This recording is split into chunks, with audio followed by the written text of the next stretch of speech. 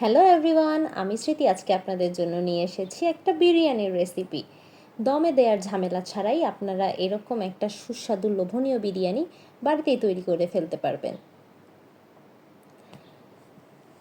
বিরিয়ানির জন্য প্রথমে আমি একটা বড় প্যান নিয়ে নিয়েছি, সেখানে আমি বেশ কিছু তেল দিয়ে দেব। এখানে আমি 3 থেকে 4 টেবিল চামচ তেল দিয়ে নিয়েছি। এখানে আমি 2টো সাদা এলাচ, 3-4টা লং, 8-10টার মতো কালো গোলমরিচ, জোয়ান আর 2টো দারচিনি দিয়ে দিচ্ছি। এর মধ্যে 3 থেকে 4 টেবিল চামচ পেঁয়াজ কুচি অ্যাড করে দেব। এগুলোকে একসাথে মিশিয়ে ভালো করে ভেজে নেব। একটু হালকা ভাজা হয়ে গেলে আমি একটা আলু কিউব করে কেটে রাখা এর মধ্যে দিয়ে দেব। এর মধ্যে আদা রসুনের পেস্ট দেব 1 চা চামচ, সামান্য পানি দিয়ে কষিয়ে নেব। 2 টেবিল চামচ লবণ, ভাজা জিরার গুঁড়া 1 টেবিল চামচ আর লাল মরিচের গুঁড়া 1 টেবিল চামচ এর মধ্যে দিয়ে দেব। এখন ঢাকনা দিয়ে ঢেকে মশলাটাকে কষিয়ে নেব। মশলাগুলো থেকে যখন তেল ছাড়তে শুরু করবে তখন 1 বাটি গাজর বক্স করে কেটে রাখা এবং মটরশুঁটি দিয়ে দেব 1 বাটি। এখন সবজিগুলোকে ঢাকনা দিয়ে ঢেকে সামান্য সিদ্ধ হতে রেখে দেব এবং পাশের চুলায় আমি পানি গরম করতে দিয়ে রেখেছি। মশলাগুলো থেকে যখন তেল ছাড়তে শুরু করবে তখন আমি আগে থেকে সিদ্ধ করে রাখা কিছু খাসির মাংস এর মধ্যে দিয়ে দেব।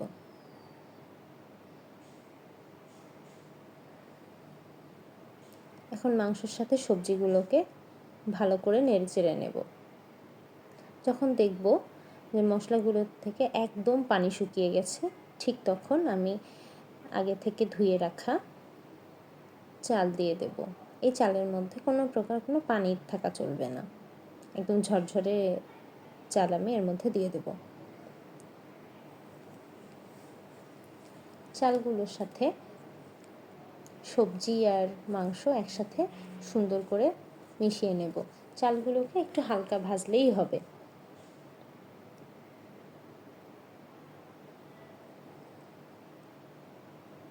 যখন একদম হালকা ভাজা ভাজা হয়ে যাবে আর এবং চালগুলো অনেকটা ঝরঝরে হবে, ঠিক সেই পর্যায়ে পাশের চুলায় গরম করতে দেয়া পানি আমি এর মধ্যে দিয়ে দেব। খেয়াল রাখতে হবে পানিটা যেন একদম ফুটন্ত গরম পানি হয়। এই ফুটন্ত গরম পানিটা চাল আর সবজি আর মাংসের মিশ্রণের একসাথে দিয়ে দেব। এখন চালের সাথে পানিটাকে ভালো করে মিশিয়ে নিয়ে এটার মধ্যে 1 বাটি দুধ দিয়ে দেব।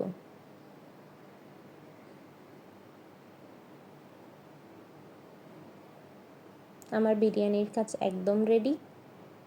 এখন আর কোনো কাজ করতে হবে না। এখন শুধু একটু ভালো করে নেড়ে ঢাকনা দিয়ে ঢেকে 15 থেকে 20 মিনিটের জন্য লো ফ্লেমে এটাকে দমে দেব। 15 থেকে 20 মিনিট পর আমি এখানে 2 টেবিল চামচ ঘি ব্যবহার করছি। এখন ঘি দিয়ে ঢাকনাটা ঢেকে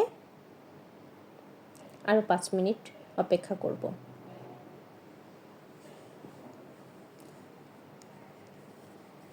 আর ঘিটা দেয়া হয়ে গেলে একটু নেড়ে চেড়ে দেবো যাতে সব দিকেই ঘিটা ছড়িয়ে পড়ে সমানভাবে। এখন এটাকে 5 মিনিট পর আবার ঢাকনা তুলে একটু নেড়ে চেড়ে নিলেই তৈরি হয়ে যাবে আমাদের ঝরঝরে বিরিয়ানি। এখন আমি ফ্লেমটা অফ করে দেব এবং আরও 5 থেকে 10 মিনিট পর এসে দেখব যে বিরিয়ানি তৈরি হয়ে গেছে। দেখতেই পাচ্ছেন কতটা ঝরঝরে হয়েছে। এখন এটাকে আমি প্লেটিং করে নেব। তৈরি হয়ে গেল আমার সুস্বাদু মজাদার বিরিয়ানি। এটাকে দমে দেওয়ার কোনোই ঝামেলা নেই।